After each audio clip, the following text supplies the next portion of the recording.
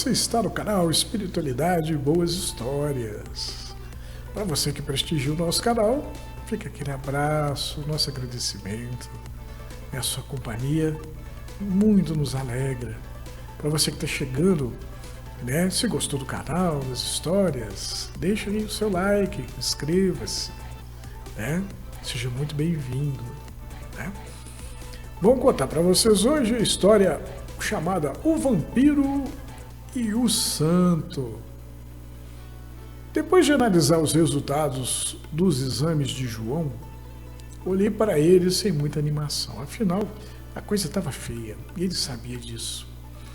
Quanto tempo eu tenho, doutor? Não tem muito não. Todos temos que ir um dia, né? Eu não era apenas o médico de João. Era amigo dele, seu admirador, pois João e eu havíamos sido colegas de faculdade, quando ele desistiu de tudo e resolveu ajudar os pobres. Desde então, ele se tornou o que eu acredito ser um santo. Moradores de rua, de comunidades carentes, gente doente, hospitalizada em hospitais públicos, abandonada em asilos e abrigos de menores, esse povo tudo conhecia bem o João, o cara do coração de ouro, o melhor amigo de Jesus. E eu não podia deixar que ele se fosse assim tão fácil. Porém, João era um homem de mais de 70 anos, tomado por uma doença degenerativa que estava roubando os movimentos dele, impedindo o seu trabalho. E isso, no fundo, era o que o estava matando, né? A falta de trabalho. João não era de entregar os pontos. E em vez de eu o consolar, ele é quem acabou me consolando. Fica triste não, meu amigo. Deus me disse que ainda não chegou a minha hora. Ah, João, eu não acredito em Deus. O meu Deus é a ciência. E mesmo que acreditasse, duvido muito que ele ia dizer isso para você. João deu uma gargalhada. Pode até não acreditar em Deus, mas eu não tenho dúvidas que foi Deus que colocou você ao meu lado para tomar conta de mim e não deixar que eu vá antes da hora. Ah, meu amigo, eu queria ter um remédio para a sua dor. Ah, não se preocupa. Vai descobrir um. Sua doença não tem cura. Deus está me usando para curar você de sua falta de fé. Esbocei um sorriso, mas me faltava alegria para mantê-lo. Talvez o meu trabalho na penitenciária não faça muito bem para minha fé, João.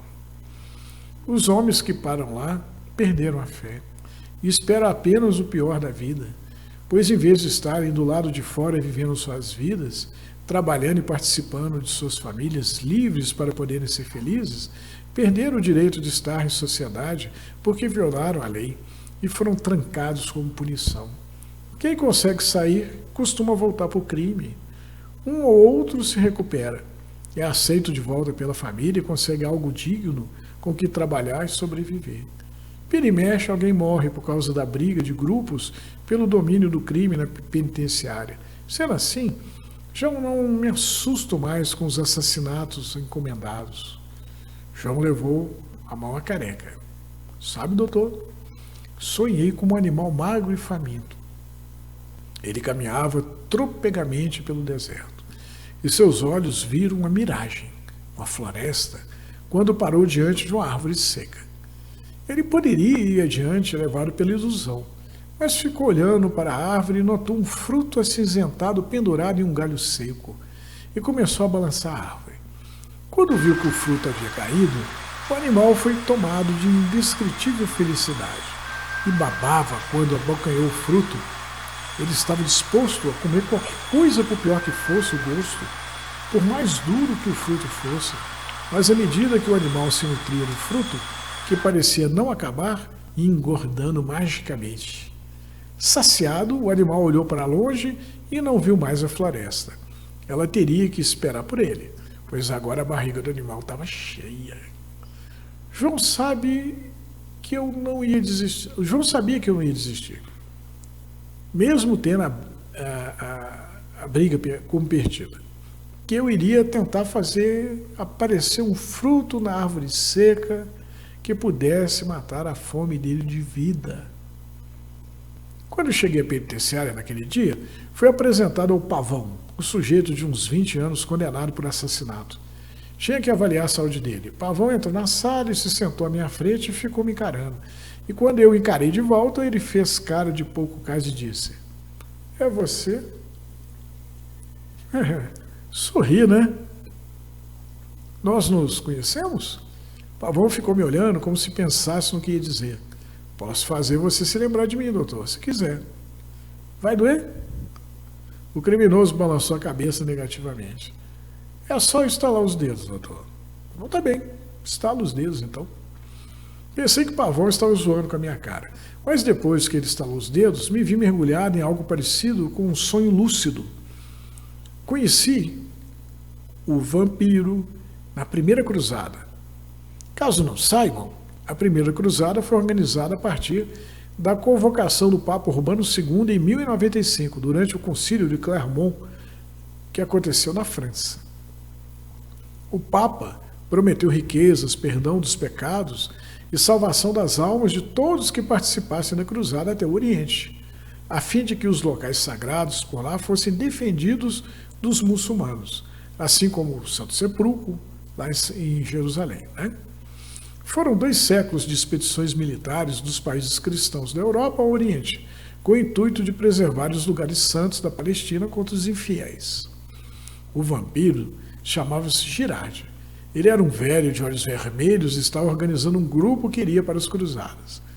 Eu era jovem demais, irritadiço demais, arrogante, me achava o cara, o sujeito mais capaz e inteligente do universo, um sábio ainda não descoberto, cheio de prepotência, sempre que chegava junto, rasgando, impor minha vontade, minha opinião, e não gostava de ser contrariado.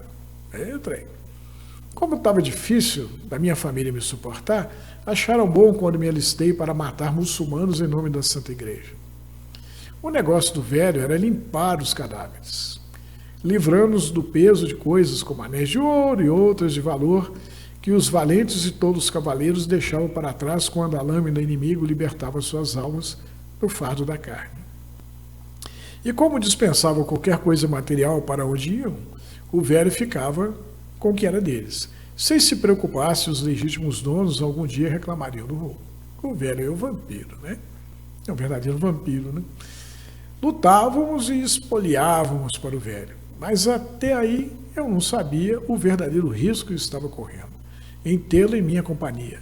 Até que um dos 10 que fazia parte do grupo, de nome Siemens, meu melhor amigo, um cara que salvou a minha vida mais de uma vez e por quem eu estava disposto a arriscar a minha vida, corajoso e bom de briga, veio conversar comigo após uma batalha. Engraçado, Jonas. Quando saímos para a luta, eu estava cheio de vida e vontade de botar os muçulmanos para correr. Não sei se é a guerra, mas sinto que estou ficando fraco e envelhecendo mais depressa do que devia. Sem falar que estou cheio do medo de morrer, que eu nunca tive e que tomou conta da minha alma. Olhei para a cara dele e, de fato, o achei um tanto quanto exageradamente envelhecido para um garoto de 20 anos. Mas não disse isso a ele. Disse exatamente o contrário. Ele riu e falou assim: talvez seja mesmo apenas uma impressão minha, Jonas. Mas é uma impressão engraçada, pois também tem a impressão que você e os outros envelheceram 10 anos nesse ano que passamos juntos lutando, enquanto o velho ficou 10 anos mais novo. Achei que Siemens estava batendo pino por causa da violência das lutas, mas não estava não. Ou talvez eu estivesse também batendo pino.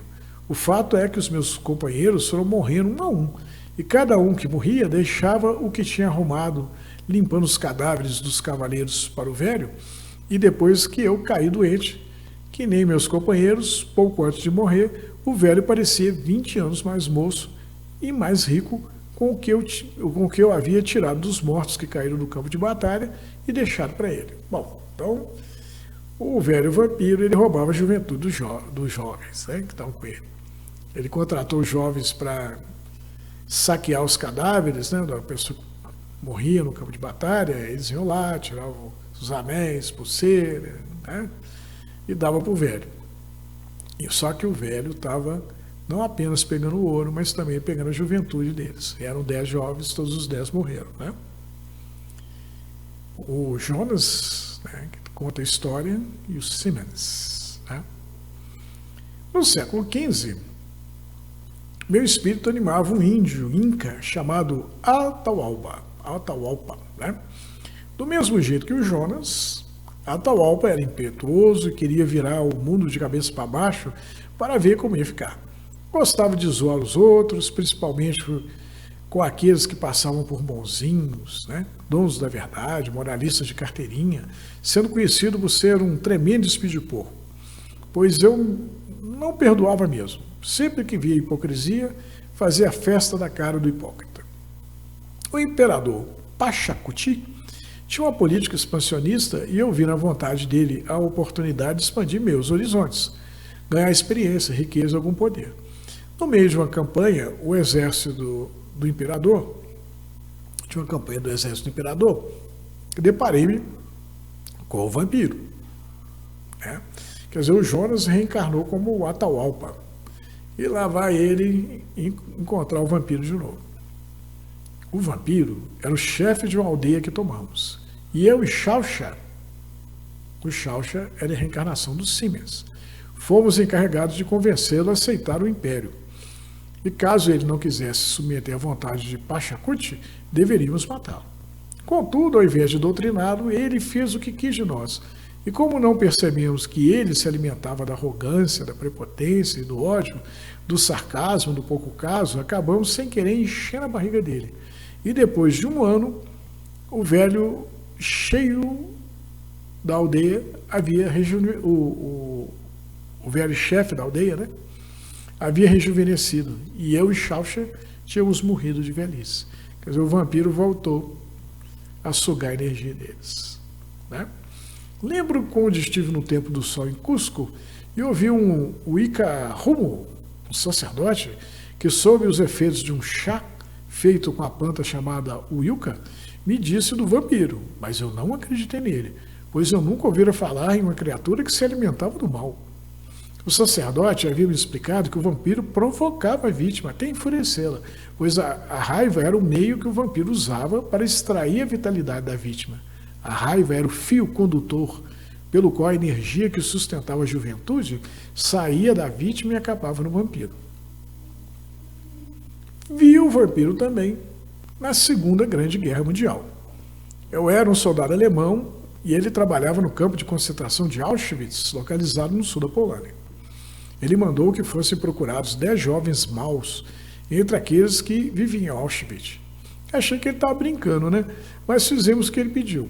E acompanhava as sessões em que ele enchia o sapato dos escolhidos até eles perderem a cabeça. Então o alemão, né, pegava os jovens maus e ficava perturbando eles para eles ficarem com raiva, porque o vampiro usava raiva para tirar a energia das pessoas. No início achava graça e até simpatizei com um dos jovens escolhidos por ser mau, um chamado Alfredo. Aí, no caso, o Alfredo era a reencarnação do Siemens, que era a reencarnação do Xauxa, né? E o soldadinho alemão foi Jonas lá na cruzada, e o Atahualpa quando era índio, né? Imaginava que, como aquilo não ia dar em nada, pelo menos os escolhidos, né, os 10 escolhidos, ganhavam o que comer. Porém, com o tempo, passei a notar que o Alfredo foi envelhecendo, assim como os outros jovens. E eles foram morrendo um a um. E quando o experimento chegou ao fim, porque todos os escolhidos morreram, o vampiro havia passado a ter o aspecto de um homem pelo menos 20 anos mais novo do que ele tinha quando começou o experimento. Quando Alfredo morreu, busquei saber o que havia acontecido. Quando então soube de um rabino que estava preso, que Alfredo havia sido vítima de um vampiro, uma criatura do mal que roubou a juventude do pobre coitado. Vinha morrer na guerra, mas voltei à carne em 1950 como um brasileiro. É o médico, né? Está na penitenciária lá. Então, doutor, se lembrou de mim? Olhei para Pavão sem entender o que havia acontecido comigo. O rapaz entrou na minha casa atrás de alguma coisa que pudesse roubar e vender para ter dinheiro para comprar drogas. ele viu que ali só morava um velho pronto para morrer.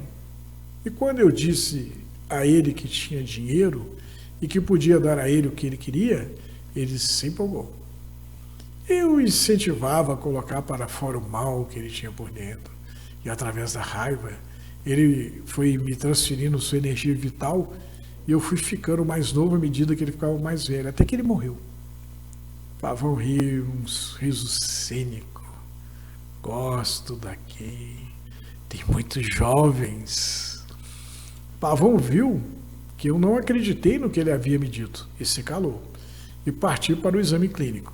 Saí da penitenciária com a cabeça cheia, não fazia ideia do que Pavão havia feito comigo, de onde haviam saído as memórias que tive, mas aí me ocorreu a lembrança do sonho de João. Como estou hoje, doutor? Tenho uma proposta para você, João. João sorriu e eu contei a ele sobre o Pavão. Interessante sua história, doutor. Mas o que eu tenho a ver com ela? Bom, eu lhe disse que ando fraco da fé, né? Mas posso mudar de ideia, se fazer o vampiro acreditar que ele não é uma entidade do mal. Um desafio? Um desafio, João. João então passou a ir diariamente à penitenciária, onde ficava por 1 hora na companhia do Pavão. 1 ano depois de começar as visitas de João, Pavão morreu. O estranho, no entanto, era que sua aparência era de um velho. Por outro lado, João havia se curado e tinha a aparência de um homem 20 anos mais jovem do que quando ele começou a visitar a penitenciária. No enterro de Pavão, João e o médico conversavam, né? Como sabia? Porque eu sabia, João, que o meu relacionamento com o Pavão ia tirar as energias dele e passá-las para mim. Bom, se ele tirava a energia vital dos jovens pelo fio condutor da raiva, estava vivo desde a época da primeira cruzada, imaginei que a energia correria no sentido inverso se mudássemos a carga da raiva para o amor. Uai, pensei que não tinha fé, doutor. Eu acho que sou o animal faminto que você sonhou, João. Faminto de fé, mas agora eu estou de barriga cheia. Vi que João me olhava num jeito curioso. Está se sentindo culpado pela morte de Pavão, não é, João? Ele roubou a minha vida pelo menos 3 vezes, pelo que você se lembrou, doutor. Na primeira cruzada, quando eu era Siemens e você Jonas. No Peru, quando você se chamava Atahualpa e eu Xauxa. Em Auschwitz, na época em que você vestia o uniforme nazista e eu era o pobre judeu Alfredo. Portanto, ele ainda está me devendo 2. Como você conseguiu mudar a polaridade e fazer com que a energia vital dele corresse para você, João? João abriu um belo sorriso. Expliquei a ele um jeito de conquistar a vida eterna sem precisar roubar a vida dos outros. Uai, e que jeito é esse? Doutor, basta seguir nos passos de Jesus. Gostaram da história? Que bela história, né? Principalmente o final dela, né?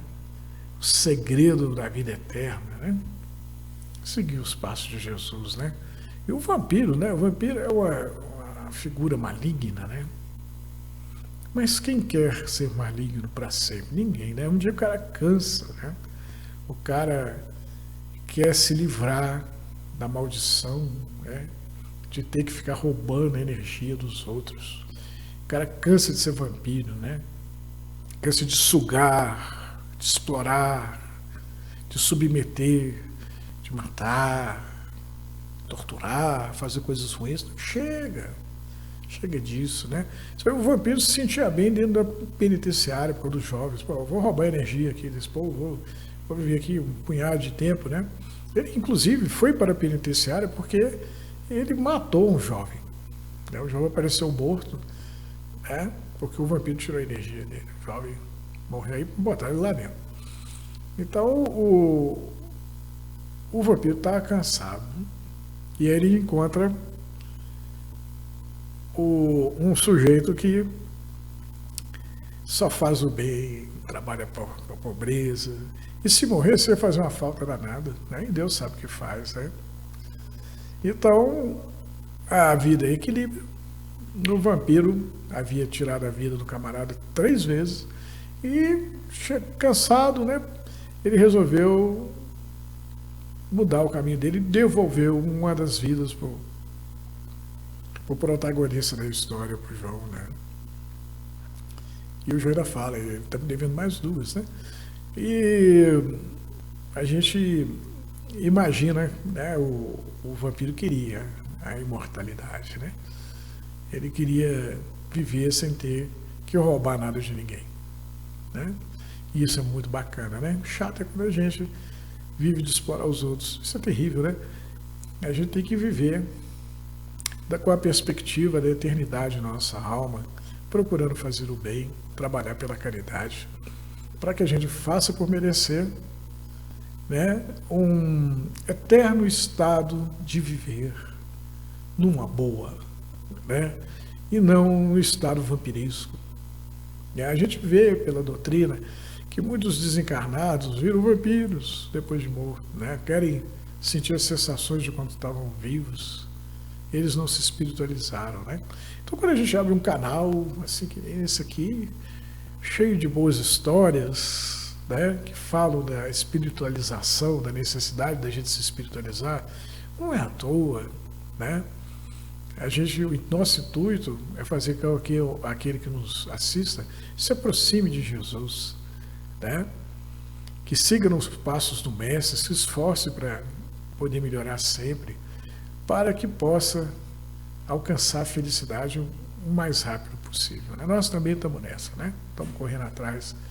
A gente quer também fazer por merecer, nos sentirmos plenos, vivos, eternamente vivos, em qualquer circunstância, em qualquer lugar, né?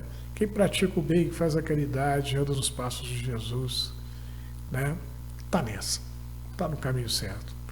Quem fica violando a lei acaba virando um vampiro de alguma forma, né? E um dia vai se cansar e aí as coisas, o cara começa a voltar no caminho, né? Reparando as coisas e tudo é muito mais difícil, né? Então é como diz o mestre, né? Reconcilia-te com teu inimigo enquanto ele está no caminho, né? Enquanto você pode vê-lo, não deixe inimigos para trás, né?